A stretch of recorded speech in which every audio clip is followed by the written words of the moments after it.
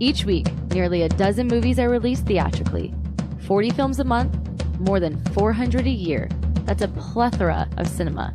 Too much cinema. You'd have to be an addict to see all that. But don't fret. We've got you covered. This is Cinematics. Hey everyone, it's another week of Cinematics. This is Cinematics episode 208 or 208. I am very nervous because one of my betters, Bruce Purkey, you were having some kind of six-shooter, obviously not a real six-shooter. What were you doing? What is that gun? Is it symbolic for something? Is it an illusion? What is that, Bruce Purkey? No, not at all. I don't think we have any Westerns. Although Eric is talking about something that does have quite a bit of gunplay in it. But no Westerns. Okay. Eric is a rebel. Eric is also, within the last 30 seconds, he just woke up. How was your slumber, Eric Holmes? How was your sleep? Yeah, my sleep schedule is all messed up. But, it's worth it. It's worth it doing the karaoke. And, I guess we'll talk about that later. When we can talk about the karaoke this week. What did you want to talk about? It's one of the other movies coming out this week, reminding me of the karaoke stuff, but we'll get to that. Were you sleeping because you watched one of our movies called The Origin of Evil this week, Eric? Was that one of the reasons why you were still in your slumber? We'll talk. Throw some. Just look, I think shout out to Mitch Burns from the Hollywood Persona, from the Film Vaulters. The Film Vault, he's a huge contributor to the Film Vault. He was talking about Aporia, how he didn't like it as much. He was very mixed on that film because of and the Aporia Blu-ray. See, Eric Holmes, this is what we're about. Eric Holmes is posting up that Blu-ray even though he's still somewhere in slumber right now. He's some kind of purgatorial humanity where he doesn't know if he's awake. Eric, just wanted to tell you this. You actually did lift up. It's real. You lifted up that Aporia Blu-ray. Eric Holmes is actually outnumbered with me, Bruce, and the aforementioned Mitch Burns because he actually joined me in Bruce's camp and saying he was a little bit mixed on Aporia. That said, I'm going to throw it to Eric Holmes, who you do have the Blu-ray. Us three didn't like it. I really did not like the ending from Aporia. But for people who are interested to see why maybe Aporia is worth a watch, what made it special for you? Well, I got to talk about the ending. So, spoilers. Plug your ear. You're going to talk about the ending? We'll say. Things change when you change the past. It changes the future. Sure. And they changed the future in one particular way. Sure. That made it impossible to have to go back and change it. Right. And you were fine with that ending, that final moment. Oh no, that wasn't the final end. That wasn't the final moment. That was someone else that was in her life that now she can't get rid of. I felt the ending was a little bit of a cheat. Bruce, I'm not putting words in your mouth. Did you feel the ending was a cheat, or what? Am I inaccurate? You just didn't like the end. Did you kind of not like the ending? I think I was in your camp too. I remember. Okay. I remember hoping it would end a little before it actually ended because I thought it was a little bleaker version of the ending that I kind of thought would have been pretty cool and a little more enigmatic. But what it ended out with was like, oh, okay. And speaking of movies that I hoped would end, we will be talking about The Origin of Evil. We have a couple of shots on The Origin of Evil right now. Hopefully, Bruce Purkey will be a defender of that movie, just as Eric Holmes is a defender of Aporia, which I think, Eric Holmes, I'm going to say, you were fine with the ending of Aporia, and you were more than fine with the movie. You have the Blu-ray.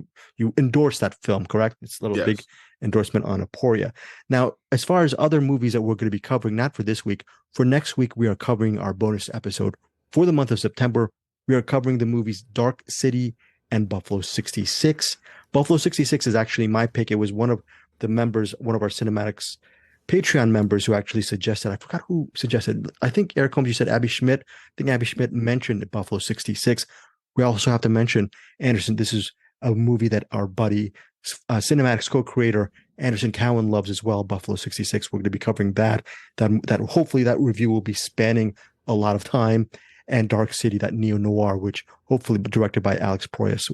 Haven't seen that in years. Should be right up our alley as far as directing it. So if you want to listen to our Patreon review, become a Patreon member, $5 catch-all, and it is our bonus this month for September. And listener, Kristen, I apologize. I still have not posted up our Christian Petzold our special episode, which we recorded on Wednesday. There's just so much stuff. I will post it on our Patreon feed this week. Undine, Transit, and what else, Bruce? Eric, Undine Transit. Do you remember the third movie? Because The remember, you guys have been watching what? Rising from the Ashes. Rising- Phoenix. Phoenix, yes, and a very good Rising from the Ashes. That was a reference to Return from the Yeah, Ashes. That movie that we all loved. That was really cool. As far as that's it for Patreon, and if you want to check out our movie reviews and interviews and just giveaways this week, Aporia is a Wellgo USA Entertainment release. I'm also giving away a Blu-ray for this Wellgo USA Entertainment Blu-ray, a movie called Bad City, which I haven't seen as of yet, but I have a Blu-ray copy to give away. And we have 2 digital copies, 2 digital codes for Dreamin' Wild. Bruce, Perky, if I recall, I loved it so much. Eric loved it so much. Digital codes, we're both excited to give away 2 codes, but reservations, if I recall from you from Dreamin' Wild, that was just sort of a mediocre viewing experience. Yeah, it was kind of like it was one of those where it's like, I think the real story would have been more fun than the dramatized story. The dramatized story was kind of a little Hollywoodized for me, and very. It was. I think I remember really a lot of mopey Affleck. Very, very mopey Affleck. It was mopey Affleck, but again, me and Eric loved it. Eric, you my, are my Eric is Bruce shaking doesn't like anything. Eric is shaking his my head. favorite dwarf from Eric, you are Snow White. Eric, you are the courtroom drama enthusiast. Can you just plug Dreamin' Wild? Why people should check it out? Whether or not even if they don't check out our digital code giveaway on findyourfilms.com, why should they see Dreamin' Wild? I just thought it was a very different story than what these kind of like the story that you think it is. This is like way different than pretty much anyone's story, really. It was just such an oddball kind of turn of events that happened. Yeah, brothers And get popular 40 years later, about 30 plus years later with their album from the 70s, right? It's kind of crazy. They're already grown. They already have their lives in order. So a lot of the conflict doesn't come from living fast, doing drugs. It comes from, the Casey Affleck's character trying to repay his dad back for giving away everything, for him to be a musician and only to come up with nothing. It just really hit home for me. Dreamin' Wild got me kind of emotional. There's a great Beau Bridges scene where they're talking. Did you almost shed a tear or two? Eric I Holmes? almost shed lots of tears in that. And then there was that scene at the there was a scene at the show, like that was a big deal for them that they had to play up in Seattle. It's Yes, like right. and we talk about that in the interview as well. But he's like, oh, we gotta if this doesn't go off right, then we don't tour. If we don't tour, I don't get to pay my dad back. And he sacrificed everything for nothing. This can't happen.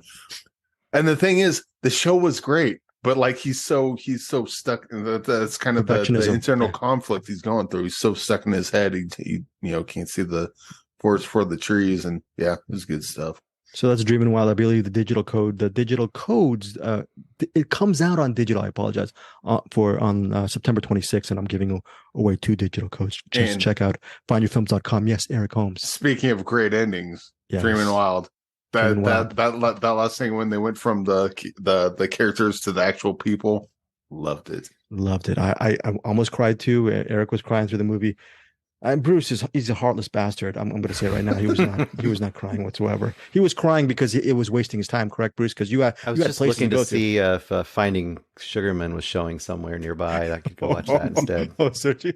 How dare you, Bruce Perky, searching for Sugarman? Okay, so look, these are the movies we're covering. It Lives Inside, The Origin of Evil, aka Why Eric Holmes Slept for 8 Hours. A movie called My Sailor, My Love, which I saw. 8 hours. Well, yes, sir. Eric? I didn't sleep for 8 hours. That's much less than that. Much less than that. Okay. Euphemism, Rebel. And there's a Rebel. There's a movie called Rebel that Eric Holmes reviewed. And I think Eric Holmes has a recommendation called El Conde. I believe that's on Netflix. And then our box movie is Twins of Evil. That is suggested by, I think, one of our favorite filmmakers. Who is that, Bruce Perky? Maddie Doe. Maddie Doe. Maddie Doe, yes. She of what did she direct, Eric Holmes? Maddie Doe. What can you name a couple of Maddie Doe movies? Yeah. Yes. Chantelet. Very good. Dear Sister. Yeah, very and good. what was that one? A recent one. What was the recent one, Bruce? It was about like running around. Oh, The Long Walk. There you go. The Long Walk. I was doing that, Eric, because I'm being a complete jerk. I'm testing your sleep patterns right now, seeing if you have some kind of pattern recognition with cinema, and you do a very good job on answering those questions. I'm awake. I couldn't have even mentioned or named all of Maddie Doe's films. So congrats to you. Let's start with It Lives Inside. Bruce and I saw it. It hits theaters September 22nd. Is it a horror film? And the answer is depends on what you think is horror. It's written and directed by Vishal Dutta and a story by Vishal Dutta and Ashish Mehta. Now, here's the thing. It's rated PG-13 and there's a bunch of jump scares.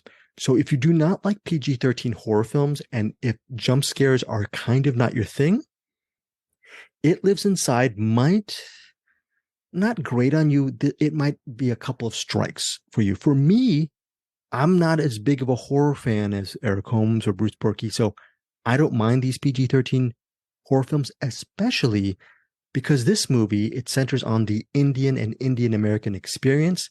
Sam is an Indian American teen, and she's trying to fit into high school. She's trying to assimilate into the culture that she was raised, the American culture. And what does that mean? In the beginning, you get to see very clearly, she only speaks to her mother in English. Her mother comes from India, and she speaks to her in Hindi. So even though Sam understands Hindi, she responds back in English, which is what, as a Filipino American, I don't know Tagalog, but I know fellow Filipino Americans, the way they assimilate is a lot of them don't even speak Tagalog to their parents. They respond back in English. So you get a little bit of that cultural assimilation, that flavor of that theme of assimilation in It Lives Inside, which I found to be very interesting. You learn a little bit more about the Indian culture as much as you can within the framework of this PG-13 horror thriller. And what happens is Sam, one of her childhood friends, she's holding a jar and she's telling Sam there's something in the jar, and Sam does not want to be seen with her best friend. Her best friend from when she was young. She's also Indian American, and she's just trying to not be seen with her because her former best friend is not very popular, and she seems very paranoid. She's holding a jar. Unfortunately, Sam does not listen to her former best friend. The jar breaks on the floor and some smoky thing comes out, and you don't know what this thing is. And you just know it's some kind of evil force. And it's not a spoiler because it's been written and you've seen it in the trailers. There is some kind of monster that is unleashed from the broken jar. And the rest of the film has Sam trying to figure out how to capture this monster back, how to actually just find some kind of contact back into her own Indian culture. And maybe by embracing her culture, she will find the strength to defeat the monster. Very on the nail symbolic. Okay. But for me, my parents were immigrants, it really spoke to me. And I really liked how Vishal Dutta, there's a couple of moments where Sam goes off to some kind of hangout party outdoors, and you're like, okay, this is from every 90s teen PG-13 film I've ever seen. So there's a little nod to that. But I wish there was a couple things that I feel that It Lives Inside. Sorry, Bruce, for the long review and prologue. My only complaint was I wish Vishal actually, with the editing, I wish every scene wasn't this heavily tense moment. I wish he mixed it up with some kind of, a montage would be nice. A little bit of break in the narrative, a little bit of different pacing. But overall, I ended up really enjoying the film, especially if that cultural theme hits with you and the monster itself, I'm not a big fan of the monster, but I'm a big fan of what this movie was saying, and I really enjoyed the performances. Overall, this was a solid viewing experience for me. Bruce, what did you think of It Lives Inside? Did it hit you the same way, or was it a miss? Mostly a miss on this one. First of all, I think one big knock against it is it lives within, I don't know, it doesn't live inside. It lives within a month of when Talk to Me came out, which is another possession movie that's very original and very unique and very interesting and very fun and genuinely creepy, and a lot of all the things that this movie doesn't quite hit for me. PG-13, yep, you got it on that one. I think the big problem with this movie is it doesn't commit. Does it want to be a movie about, kind of the conflict between generations where culture is slipping away because you're but you are kind of assimilating into another culture, and how does that affect you, and where does your culture still have power within that life, and how do you find a peace in that, and a peace with your family, and a peace with the culture you're living in, so on and so forth. Interesting movie idea. This movie doesn't tackle it very much at all. It's only it's very surface. And you're wrong. There is a montage. It's a montage of making food. that is Oh, one of the really? sillier moments of this Oh. movie to fight a creature. Other silly moments. Oh, yeah, one yeah, of the, yeah. One Yeah. of the big kills involves a swing set. It's absolutely ludicrous and laughable. Nearly bloodless movie. Very, very tropey. It's also the other half. So there's two halves of a movie, right? The other half of the movie is a very bland horror movie that we've seen lots and lots of versions of before. This is a by the books possession demon type movie, right? And I laugh when you said that the jar broke, because it's more like this. It's like your friend seems disturbed for days, and they come up to you with a Ouija board and says, "This Ouija board is haunted," and then friend sets it on fire. Well, that's essentially what happens here. She comes up with jar and says, "There's a monster in this jar, and I have to keep feeding it." And the friend just says, "You're crazy," and knocks the jar to the ground and destroys it. And I was just like, okay, well, that's a great friend move there. Yeah, nothing worked for me in this. It wasn't creepy. The cultural Okay, I take stuff. it- Did you feel that was Well- maybe even shoehorned because it was a by the numbers movie kind of thing? I don't know. This kind of reminds me, what was the other movie we saw recently where I kind of wondered, what came first? We just talked about it. I already went out of my Okay. brain. I'm sorry. But yeah, I mean, if that was kind of the main point of the movie, I feel kind of like it might have been, but maybe they just didn't have the conviction, or they didn't think it would sell. I mean, I could see that being the case. Like, we're not going to be able to sell this, indie drama about how you deal with cultural stuff in American society. Whereas if we make it a horror movie that, has all these things that are in horror movies, it'll sell, and it probably will sell. And they throw a Get Out production on front of it, and that kind of gives it a little more oomph as well. But I mean, unfortunately, it just kind of fell flat as a horror movie and flat as a drama for me all the way around. So I was just kind of, yeah. I talk about the movie that was putting me to sleep. This is the movie that was putting me to sleep, except for one scene. One truly creepy scene was her in bed at night and looking towards a closet, and there was just like these eyes looking back at her, and that was a truly good, well done, creepy scene. But that was about it. Yeah, I'm on the flip side. I really enjoy this movie. Shout out to Betty Gabriel. She plays a teacher from the high school. And if you look at Betty Gabriel and you say, you might seem familiar. And I thought to myself, who's Betty Gabriel? And I looked up her IMDb. Betty Gabriel played, I believe, a cop in Upgrade, that movie Upgrade. And she plays a prominent role in the final moments of Upgrade. we're talking about endings with Aporia. What a great ending for Upgrade. We'll always remember Betty Gabriel's work in that film. And she's anyone involved in Upgrade. Got to shout out that movie. It also stars Megan Suri in the lead role as Sam, and then Neeru Bajwa as her mother. She has a prominent role in this movie. And then Mohana Krishnan. Father, I don't know. I think the father's name is Vic Zahir. I don't know, but it's pretty much, and there's another guy there who's he's sort of the stereotypical cool dude, cute dude, love interest, and it's interesting where his character goes, which I thought it was kind of refreshing. Yeah, no, I really felt like this was a movie that was a horror film that was actually that Bishal tried to actually put in his cultural influence or background into, and try to make it into some kind of meal. And for me, that meal worked, and I didn't feel like it was by the numbers. I don't know. I have a feeling there's going to be a split. I will take the meal and knock it on the table on the floor, spill it on the floor. Spill it on the floor. Okay. So anyways, would love to hear what you guys think of It Lives Inside. I was pleasantly surprised. I really enjoyed this movie. In theater September 22nd. My rating is 4 stars for It Lives Inside. What about you, Bruce? 2 stars from Bruce Berkey. Wow, that is tough. You better tonight before you go to bed, you better start saying some of those mantras. And I hope you don't have one of those burned out books. Make sure. I got plenty of meat in this house. I can throw some meat at it. You can throw some meat at it. Okay, so that is It Lives Inside. Again, 4 stars for me, 2 stars for Bruce. More importantly, let's see what you guys think of It Lives Inside. Who do you agree with, or maybe not? And leave it in the comments. All right. So the next movie is a film called The Origin of Evil. It's in theaters and on demand September 22nd. I know nothing about this movie. Bruce Perky, why don't you take this movie away, and you and Eric can talk about it. Yeah, Eric, I know where Eric's going to go. If he's still awake at the end of this review, I'll see. First of all, there is a pretty big spoiler that I will not give away in this movie, and hopefully Eric doesn't want to either, but he might not care. He might just be like, whatever, I hate this movie. I'm Eric, trying to think of what the spoiler might be. Eric, for me, do not give away that spoiler because I'm gonna probably Okay. watch it. Can you afterwards. put it in chat? 'Cause I honestly don't know what you're talking I about. will just say it's a basic thing about the main character's identity. Let's just say that. Yeah, do not Oh, mention the okay. character. Yeah, All that's right. a pretty big. I thought that spoiler. was the main thing, but go ahead. No, because that's not something that happens till like the third act. Right. But yeah, basic concept is you start out with this is directed by Sebastian Marnier, main character played by Laurie Calame.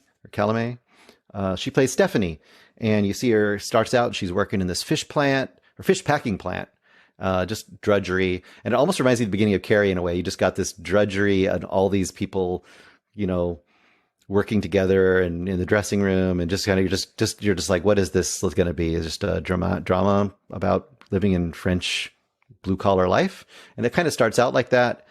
You see her visiting her girlfriend in prison. You're not sure what that's all about, and then she gets a couple phone calls, and then all of a sudden she's on a trip out to meet her father, and you find out very quickly that Stephanie was essentially abandoned by her father and hasn't really known her father her whole life. And she has reached out to them, or her father, and her father said, come meet me. She comes and meets him, and he seems pretty friendly and kind of tells her a little bit about, who he is. And you find out very quickly he's very rich, and he invites her back to their family manor where she meets her half sister and her, I guess, half stepmother and her half, I don't know, whatever. All these family members are there, very rich, very suspicious of her, that she's just showing up, and they're like, oh, okay, is she here just to get money? What's this woman doing here? And so begins the story. And slowly but surely, she's kind of becoming a part of the life, trying to reconnect with her father. And you find out that the family hates the father, and they're actually trying to essentially become his caretakers. They're going to say he's unfit to care for his own estate and his own money. So there becomes very quickly kind of the tension is, will she, this new person in the life, help him maintain his control over his wealth? And who is going to backstab whom in that process? And through all this, and then the rest of the movie basically becomes kind of a very slow, and this is Eric's problem probably, a very slow kind of cat and mouse game where you're actually not sure who is doing what to undermine whom. And the twists keep turning as the movie goes on. This sounds like an amazing film, by the way. It's definitely a Greg movie. 1,000% a Greg movie. And like I mentioned, there's split screens abound. I just want to really quickly say there's a few split screens in this movie. I'm kind of like, oh, it's kind of fun and flashy and it's a split screen, whatever. But the movie overall is pretty subdued filming. But I'll just say there's a split screen at the end. I won't say what's happening in it other than to say there's a group of people in one side and there's a single person on the other side. And then at some point, the single person leaves their screen and joins the group. And then, so that you basically have this extended split screen where one side of the split screen is just empty. And you're like, what is going on with this filmmaking? But the way that plays out, I think, is fantastic. Anyway, go away. Go ahead. Do it. Say it, Eric. I will go away. Go away with this. So this everything Bruce said is correct. And the story is really good in this. I just thought the first half just kind of it wasn't doing it for me. And it wasn't even the slow pace. It was like I understood the story. I got all the characters, but it just kind of was like it wasn't even like it was spinning its wheel. It wasn't the pace. There was just something about it that just wasn't capturing me, and it should. That is until probably about the last third when things really started going up.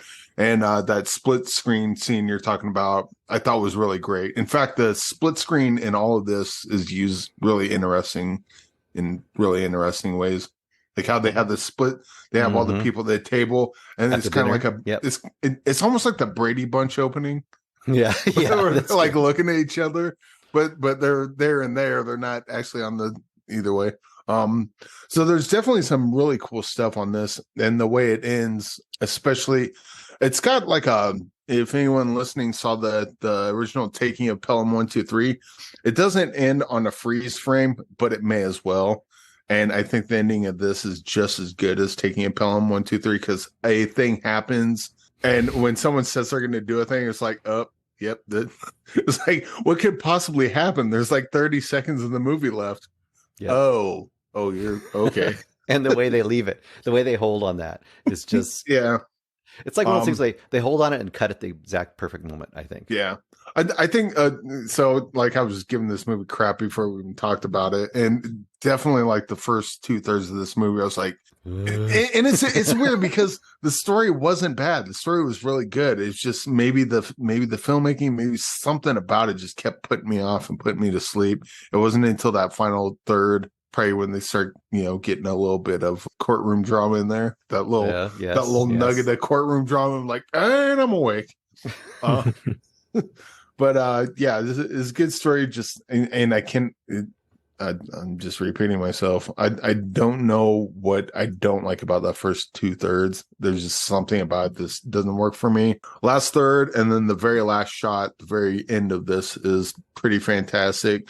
There's some really great stuff in this, and I think this is a movie this would probably be like a 5. This would be a 6.9 star Greg movie. If I had to guess. For me, not quite that high, but who knows? Maybe if I watch it again, it'll raise a bit, because the characters are there, the story's there, cinematography, all that's there, filmmaking's there. Just there was something about it that didn't work for me, and I don't know what it is. Bruce, do you have an idea what didn't work for Eric? What's that little thing that didn't work for Eric? I could see, because the beginning part of this movie, or the first half, is a lot of setup. And I think I could see, but it does come together. For me, it's like this, and I can see that's probably, if you're just not feeling that vibe, you're like, where is this movie going? I can't, kind of some version of that could probably be happening to you. I just felt, for some reason, I trusted it, and it felt like this person, this director, the filmmaker, the whole production seemed like they knew what they were leading to, and I kind of went with it and waited for the shoes to drop.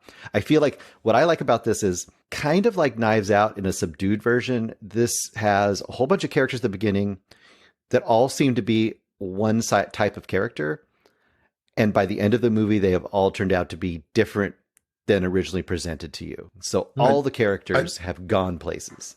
I think I know what it is, because I did know where it was going. And we talked earlier about don't give away the twist, to which I said, what was the twist? And you told me, I'm like, oh, okay, that I just kind of assumed that's where it was going immediately. Well, and so maybe like as I'm watching, I'm like, I know where this is going. Just when's the other shoe going to drop, and we're going to get into that. That's kind of what I was waiting for, maybe. Yes, and I kind of agree with you there too. I don't think that twist quote is hard to figure out, but you definitely don't know how everything's going to play out. I think that's where this movie has fun.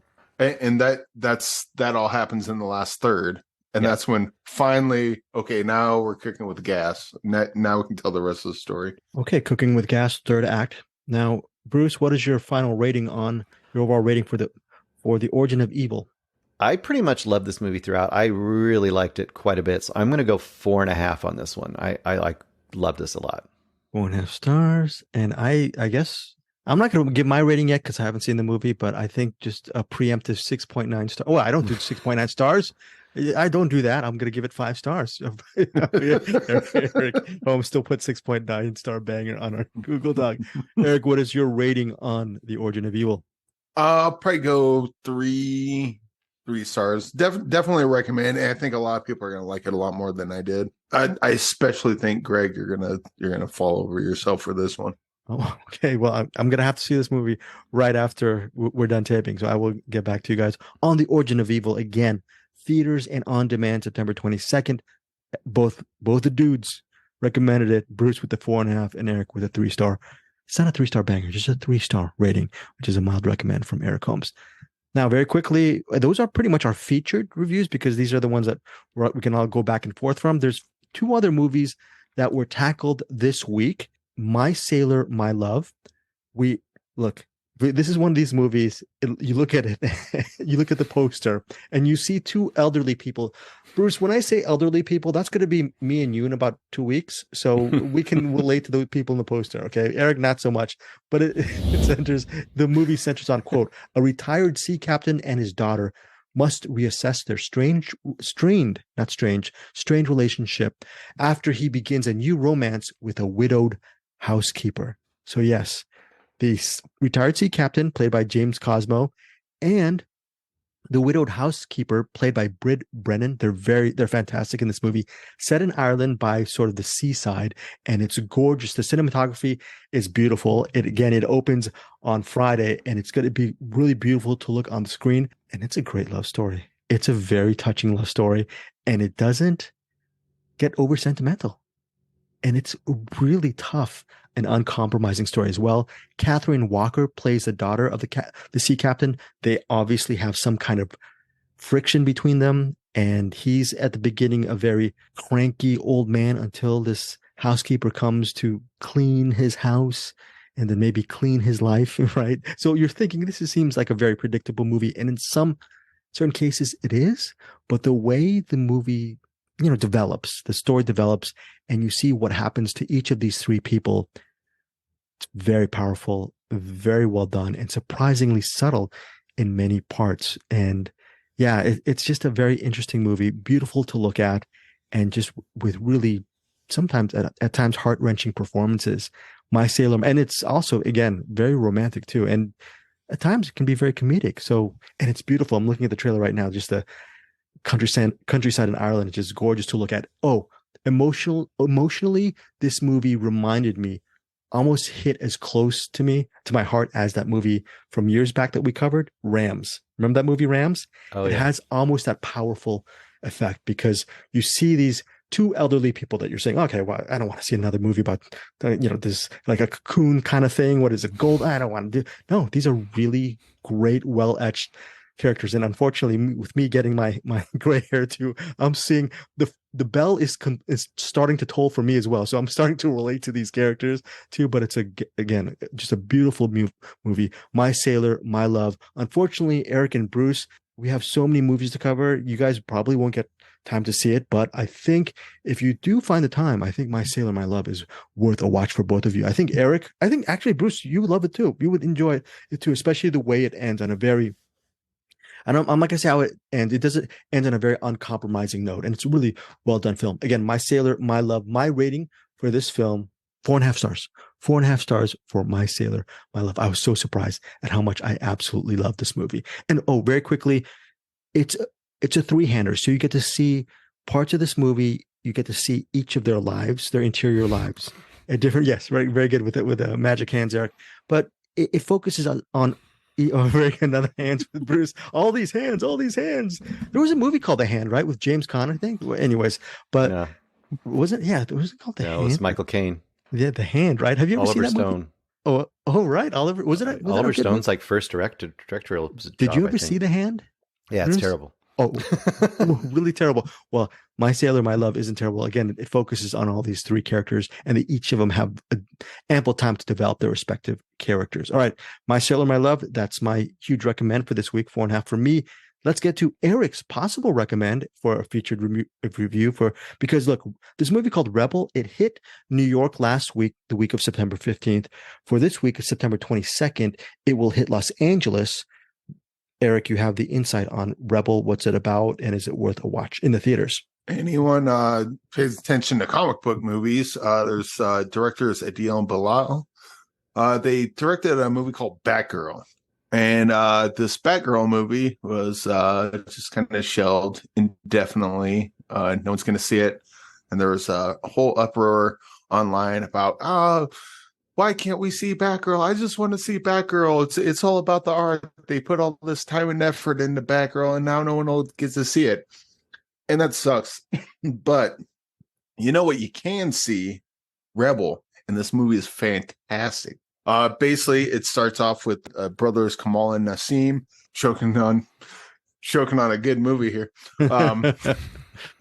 Anyway, Kamal and Nasim, there's the Syrian war going on with like ISIS and all that. And Kamal is a rapper, and his little brother's about like 13, 14, somewhere around there. His brother is like in his 20s. His brother decides that he's going to go help the Syrian refugee. He's basically going to go to war and help the war effort and help, what do you call it? Like the victims. Basically, he works in a hospital, more or less. In Aleppo, right? It's Aleppo. Yeah. And so he works in there, and he decides to go there, and his mom kicks him out because of other stuff he was doing, but he decides he's going to go, better his life or do whatever. He ends up going out there, and he ends up getting recruited by ISIS. And this kind of goes with like American History X kind of thing, where Edward Norton's characters, he goes to jail for the killing the guys at the beginning, and his younger brother Edward Furlong. They're separated, and during that separation, his younger brother just looks up to him more and more and more and falls more into what he was.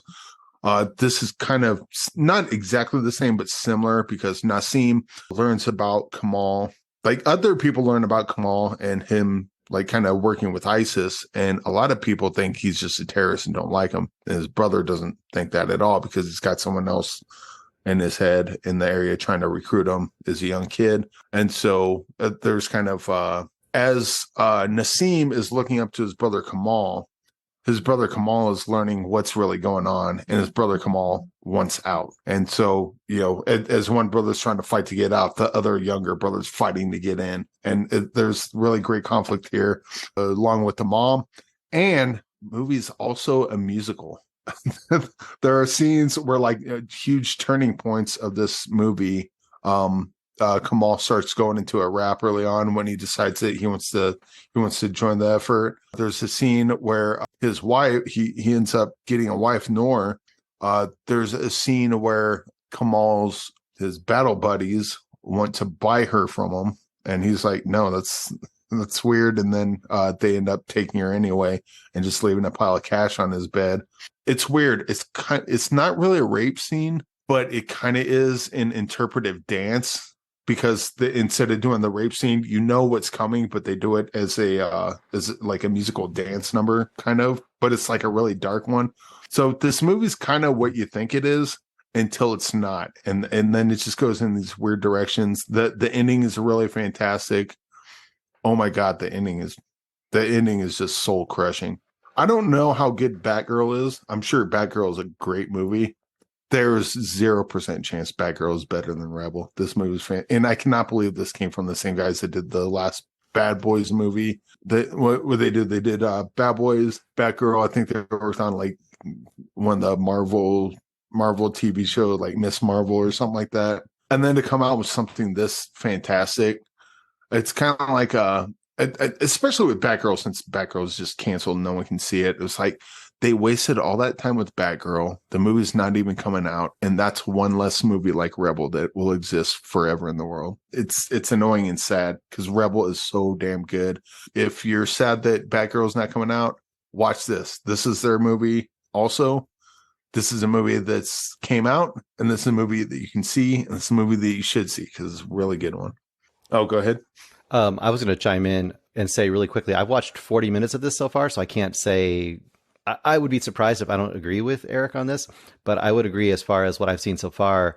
I've seen the first song and dance number, I guess you want to say, or rap video, which is really, really well shot and seamlessly integrated into the story and really sets an early tone. And then it also mentioned, at least in the early part that I've seen, the first time he goes into battle as a photographer, there's an extended scene where they're running through half destroyed, like, I don't know, housing units or buildings. And it's like a one shot as he's going. It's like a side tracking shot. Yeah. And you're going past wall after wall after wall, and all this stuff is happening and action's happening at the same time while he's trying to film it. And that's really impressive filmmaking and really exciting and visceral. But you also get this feeling of the combination of, it's not exciting in the way that like a gung-ho war movie would be. It's more like the chaos of them not really even knowing what they're doing exactly, but they're just kind of there. It's like, here's a camera, keep following me. Let's go do this. And it feels like no one quite knows what they're doing. And I don't know if that kind of keeps going that way, but it was really, really interesting, and really, I'm excited to watch the rest of it. It definitely has a lot of Athena energy as well. Yeah. Like different setting, but same kind of just go. And then when it slows down, it's slowing down for like emotional family beats. Because Kamal's out there, and and his little brother wants to go. His little brother wants to follow in his footsteps, and his mom's like, "No, you can't be like your brother. There's a reason your brother's not here anymore, and that's because he's too old. I can't stop him from doing what he's doing, but I'm not making that whole story. But man, we need to do a spoiler on this because where this thing ends is yeah. Well, I definitely plan on watching the rest of it, so we can rekindle this next week. So. Definitely do that because the ending of this is the ending.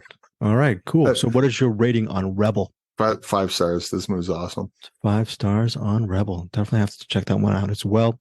All right, so we're done with our features. We have a couple of recommends. Oh, maybe actually one recommend. There is a recommendation from Eric. Do you want to just very quickly say something about El Conde, which I think is a Netflix? El Conde, which I believe means the Count. It's basically, I don't know if it's an alternate history. Oh, what was his name? The story revolves around Augusto Pinochet. He's not there you dead, go. But an aged vampire. Pinochet. He's Pinochet is an aged vampire who, after 250 years in this world, has decided to die once and for all due to ailments brought about by his dishonor and family conflicts. It again, like Eric was saying, it's directed and co-written by Pablo Larraín. So. Yeah, that's kind of it. So Augusto Pinochet, he hasn't been Augusto Pinochet the whole time. They start off when he first became a vampire and kind of goes through his history, and he's done different things in the past before and went by different aliases in the past. And currently he's Augusto Pinochet, and he's got, his wife and his family who are not vampires. And he's just he's kind of fallen apart and he wants to die. He hasn't drank blood in like 7 months or something like that. And he's just like, I've done all this stuff. I've heard of people talk about me in the past and they all hate me. And I'm done. I've done everything anyway. Let me just die. And his family's like, well, you can't die. Like, what do we do? Because there's there's a bunch of kind of family treachery, kind of similar to Origin of Evil, how the family dynamics work there. They're like, oh yeah, we all love each other. We would never stab each other in the back, sort of thing. This is kind of a similar situation here. But what they want to do is that they still need to live. So they're kind of going through all of El Conde's Pinochet's assets and seeing how much money they can come up with and what they're going to live on once Pinochet has killed himself or been killed. This is a black and white movie, fantastic looking movie. It almost looks like the hell's his name? Like The Lighthouse, Eggers. It kind of looks like a Eggers movie a little bit. I think this one's a lot more kind of upbeat because they have there's a narrator in this, and the narrator's used to good effect to where something will happen and then the narrator will kind of chime in, like kind of in an ironic way or kind of a fun way. So it's good. Even though it's about vampires, it's more to do with like family treachery and a family drama than it is horror. So it's a very interesting movie. I liked it a lot for sure. They play well with the vampire lore, but also at times this feels like a much better version of Origin of Evil. Like all the stuff I didn't like early on about Origin of Evil, this does kind of similar things, but I liked a lot more in this. Okay, so that's El Conde streaming on Netflix. Eric, what is your rating on El Conde? Oh, I will normally I'd probably give it 5 stars, but I saw Rebel just before this, so it kind of takes it down a bit. So I'll go 4 stars on this. 4 stars on El Conde, again, co-written and directed by Pablo Larraín, and Larraín is best known for, I think, he directed Spencer. I believe he directed the movie Spencer. I still haven't seen Spencer. He's making a weird niche of like doing really odd biopics. Jackie, right? He did Jackie as well. Jackie too, yeah. Okay, so before we get to the box pick, let's talk about movies that are also coming out this week. You want to actually, since the box movie is going to be handled by Bruce, Eric, you want to do my turn, your turn with these also coming this week? You got it? 1, 2, 3, 4. I will do. Oh, sorry. I'm trying to do your turn. I'll start. Start. Go ahead. Go. So the first one we got is Dumb Money. I believe that's out already, but it tells the story of fortunes won and lost overnight at the GameStop. It's basically about the GameStop thing from the director of I, Tonya and Cruella. I've seen I, Tonya, liked I, Tonya a lot. Have not seen Cruella, but they do talk about it on Film Vault, and so you can go over there, listen to them, see what they thought. About Dumb Money? Oh, cool. Yeah. I think they both liked the idea, but the execution wasn't quite there. If I'm to put words in their mouths, but you can go listen to the Film Vault yourself and find out. But this still might be something I might check out because the whole GameStop thing was kind of interesting. So who knows? Yeah.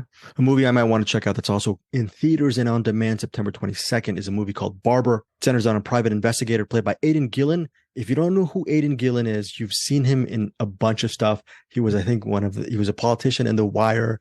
He was in the opening plane sequence in that, was it The Dark Knight? Not The Dark Knight. Yeah, in The Dark Knight Rises. Aidan Gillen's, you've seen him everywhere. So he plays a private investigator in this movie called Barber, and he's looking to find a wealthy widow's granddaughter who has gone missing. So it seems like a film noirish kind of thing, and it'd be great to see Aidan Gillen in a lead role in Barber. And also he was in Game of Thrones as, what is it called? I think, I forgot what his name was. Not Dragon. He was like Littlefeather, the guy who was the narc guy. Littlefinger? Littlefinger, yes, Littlefinger in Game of Thrones. So we all know Aidan Gillen. You ever saw I saw one episode I saw the first episode of Game of Thrones, and that was it. Okay. All right. Okay. Good on you. You did the right choice, sir. Okay. Oh, yes. But you saved yourself a decade of just hoping for a great last season, and that last season was horrible. Hopefully Barber is not horrible when it hits. I did get through the Shield, and the Shield kills it then. So just he was great in the Shield. Oh, in the Shield. Yeah, the Shield kills it. But he was also great in the series The Wire. That is Aidan Gillen in Barber, theaters on demand Friday, September 22nd. Your turn, Eric. We got Flora and Son. Flora is a single mom with a rebellious teen son named Max. Flora attempts to redirect his energy to music by giving him a beat-up acoustic guitar. Joseph Gordon-Levitt is a washed-up LA musician who enters their lives. Directed by John Carney from Sing Street, Once, and Begin Again. So the Once is what I was thinking of with the karaoke. I keep wanting to do Falling Slowly at karaoke, but once I'm there, I keep forgetting to look it up. So, but if this is from the same person that did Sing Street or Once, definitely interested. Yeah, I mean, we have it in our queue. I was telling before we started recording, we have actually Flora and Son right in our Apple screener queue, so we can actually watch it whenever. So it hits theaters on Friday, September 22nd, but most of us will be seeing it on Apple TV. I don't even know, Bruce, or do I say Apple TV or Apple TV Plus? Anyway, I'll just say Apple TV Plus on September 29th. That is Flora and Son. And the lead in that, if Flora, that is played by Eve Hewson, whose father is known as Bono from YouTube. There's a movie called Now I'm Out. Now You're Out. Oh no, my gosh. Kidding. Yeah, where do you okay.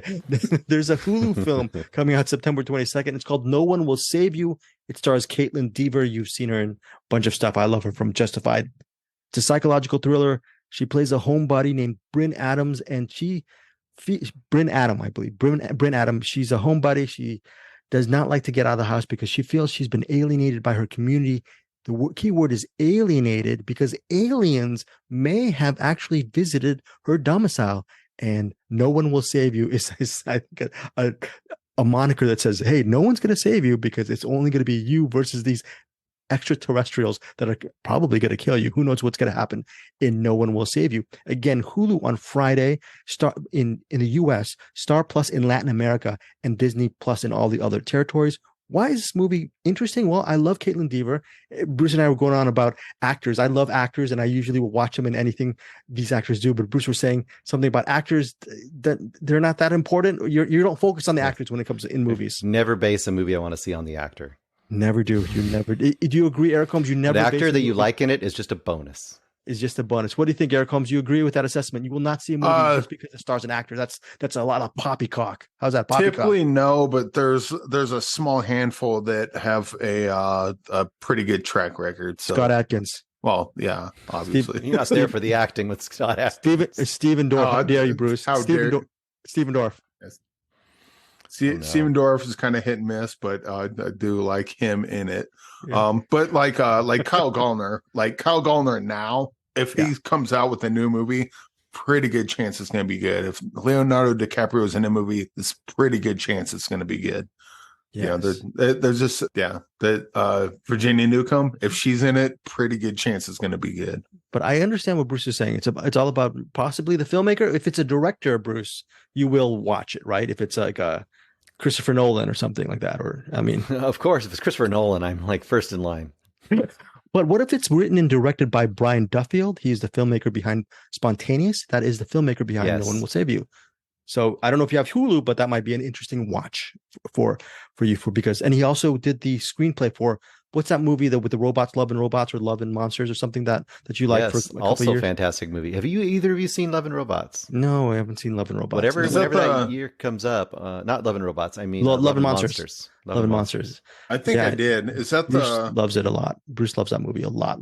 So yeah, Duffield actually wrote that screenplay, but he directed Spontaneous, which again, Bruce, you ended up really loving as well. Yeah, I love Spontaneous for sure. So I did Yes. see Love and Monsters. and you like that too. That was a good one. I just want to make sure I had the right title. But Okay, and Eric, what's the last movie that comes out September 22nd? we got Everybody Dies by the End. Spoiler alert. Everyone dies. The documentary crew follows a cult classic director, Alfred Costella, while he directs his final film, an all practical concept with a dark twist, on VOD September 22nd. Let me look at the whatchamacallits. And there is This VOD, I no think. one. Yeah, I'm not recognizing anyone involved, but I do like the title. Everyone Dies by Then. So Okay, Give it a VOD. shot. VOD. That means rental on September 22nd. Everybody dies by the end or in the end. Everybody dies by the end. My in bad. the end. All right, that is 2 seconds. That is not cuttable.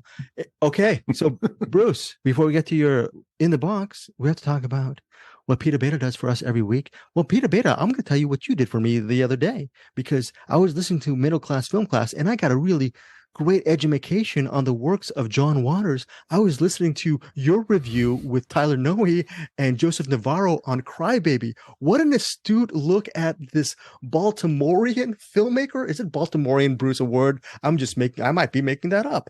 Sure. I thanks to you guys, not you, Pete, because I know you like Crybaby. Thanks to Tyler and Joseph, I will never watch Crybaby because it's like a boring movie. So, Bruce, should I not even? And then Matt Stillman, you are a member of our Cinematics Facebook group. You were talking about this John Waters retrospective or tribute, but let me tell you something, Matt Stillman and Bruce Perky, all you John Waters fans, and listen to Middle Class Film Class. And Peter Beta is also a John Waters fan, if I recall. I am not ever watching Crybaby because it's a boring movie. What do you think, Bruce? I mean, I only watched it because Johnny Depp's in it. That's the only reason I watch it. That is amazing. Hey, Bruce, what does Pete do for us every single week other than co-host Middle Class Film Class? He caresses the beat towards us. Remove your hand from the box, and you die. What's in the box?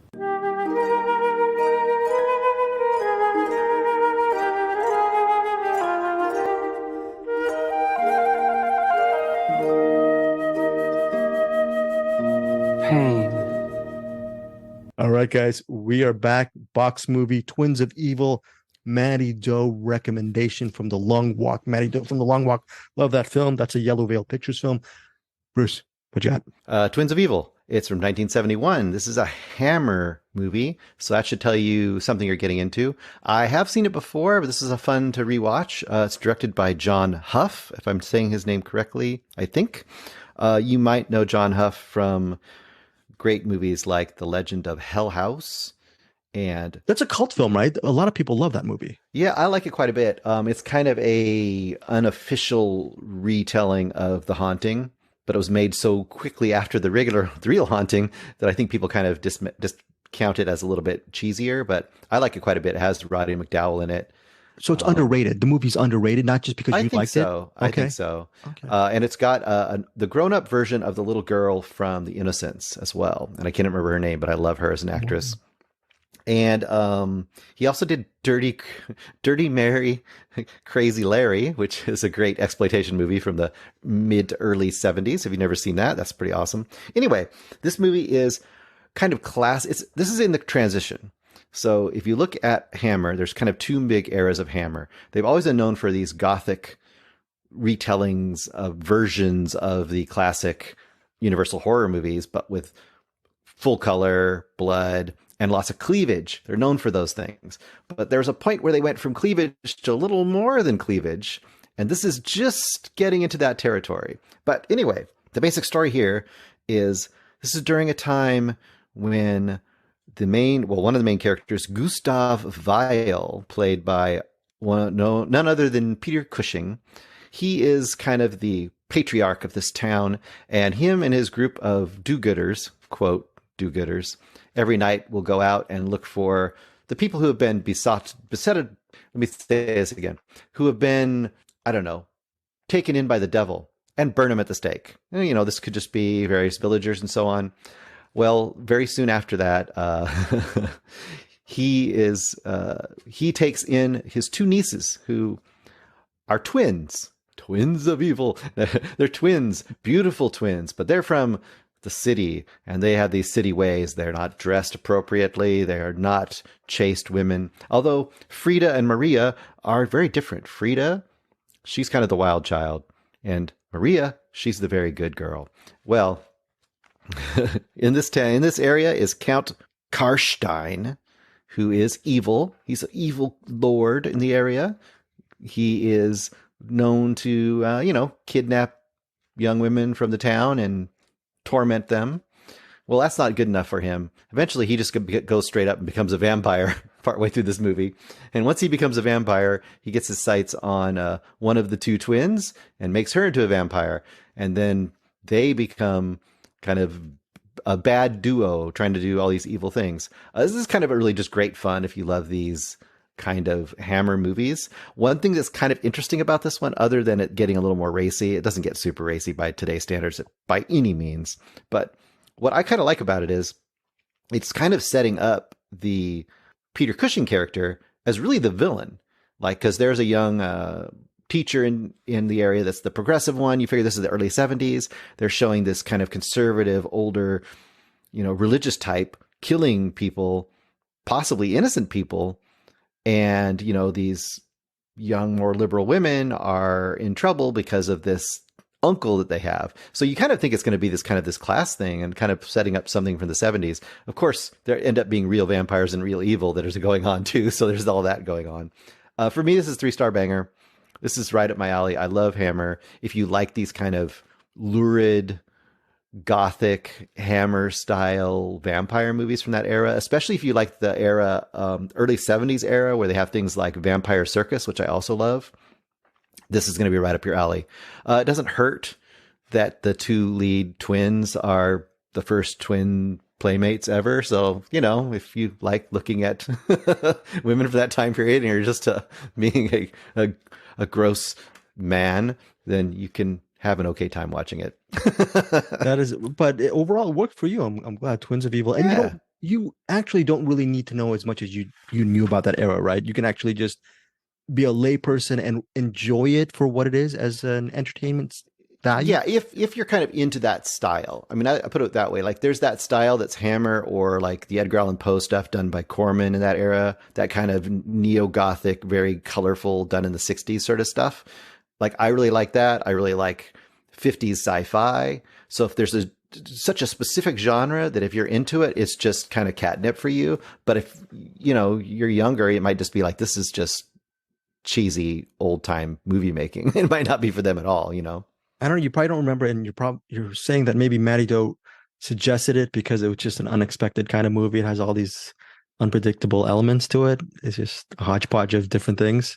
I think she must have a love for kind of that era of kind of genre filmmaking, because she also suggested that other movie that was and I forget what it's called now, but it was in San Francisco, and it was like 1969 or 1970, and there was the guy trying to plot against his aging mom, and she had all these cats, and I remember there's these evil cats in there and stuff. It was just the same sort of cheesiness. I wish I could remember what it was called. Two So the Evil di- Eyes or something like that, or something weird. Okay, so the director, one of the directors, John Hoff, or is that what you said? Huff or Hugh, I don't know. Hoff or Hugh? Let's go with John Hoff. Okay. The following year, he was one of the three directors for this G-rated film called, of course, Treasure Island. One of the stars of Treasure Island was Orson Welles. I'm looking at IMDb right now. Orson Welles played Long John Silver. Okay, obviously an iconic character. And here's one of the IMDb facts. Trivia. The poor audio quality of Orson Welles' dialogue was apparently due to his recording all his lines in one night in Rome whilst drinking white wine in 1979. Oh, yeah. Well, That's that era of Orson Welles. Think about it. He was known for "There Will Sell No Wine Before Our Time," like that ad he used to do. Can you imagine you have Mr. friggin' Charles Foster Kane in a room in Rome downing white wine while he's playing one of the most important characters in your G-rated film? I think he also directed like Escape from Witch Mountain and some of those other really weird Disney movies. So oh, really? Okay. Yeah, yeah. This guy's a weird genre filmmaker. We should. I mean, if we still had Find Your Film podcast going, we would have done a director spotlight on this guy. This guy seems like one of these very interesting J. Lee Thompson type of folks who just had a very interesting film career. So that is it. Twins of Evil. We're done. Eric, you want to say a couple of things before we get out of here? Anything? Yes. Well, first of all, I just looked up Two Evil Eyes. That's the one with George Romero and Dario Argento. The Black Cat, I'm guessing, is the specific one you're referring to. Oh, maybe it was the Black Cat. Yeah, because I know it was definitely in the late 60s. Well, it's Two Evil Eyes. Black Cat's one of there's two movies in it. One's directed by George Romero. No, that's not the movie. It was a movie from the like 60 or 71 that she suggested, and I watched it. I forget what it was called though. And it wasn't an part of an anthology. Nope. Okay, Nope. Two Evil Eyes is a anthology with Black Cat and the facts in the case of Mr. Vladimir. But that's not what I wanted to say. What I wanted to say is that if you go to findyourfilmpodcast.com, we have plenty of merch there, including but not forever, a Metropolis and Bucket of Blood script poster. Those will probably be taken down in about a week or so, and I got 2 more ready to go back up, so cannot wait to have those for everyone who would like to look at them or purchase them if you like. And yeah, that's about it. That's a way you can support us. Findyourfilmpodcast.com. Eric Holmes has been hard at work putting new merch on our site, and also we have our Cinematics Patreon, $5 catch-all. We have extra episodes, spoilers, different stuff. Thank you guys who are Patreon members, and if you are interested in joining, just go to our Patreon site to see some of that extra information. We also have Amazon links. You can purchase whatever you purchase through our links. All of us, including Anderson, get a cut of the Amazon profits. And final thoughts from Bruce Perky before we get there. I was just thinking as I was watching Twins of Evil that I sure miss Peter Cushing. And I think Peter Cushing is one of the most awesome genre actors ever, now that I bad talked actors all over the place. And I'm just curious, just anyone out there, throw me a line. I'd like to hear your favorite Peter Cushing movies, because I love Peter Cushing so much. Yes. And it's so funny. My late father, he didn't know much about movies. The one name that he would always tell me, Peter Cushing, the movie star Peter Cushing. That's a movie, as an actor that really stayed in his brain. So yeah, I loved my dad for that. But yeah, Peter Cushing. And thank you for the shout out regarding some props to the actors, Bruce Perky. We are done for this episode of 208 of Cinematics. We'll see you next week. Thanks again. Have a great week watching movies. And of course, here's Claire. Goodbye, everybody. Thank you for joining Cinematics.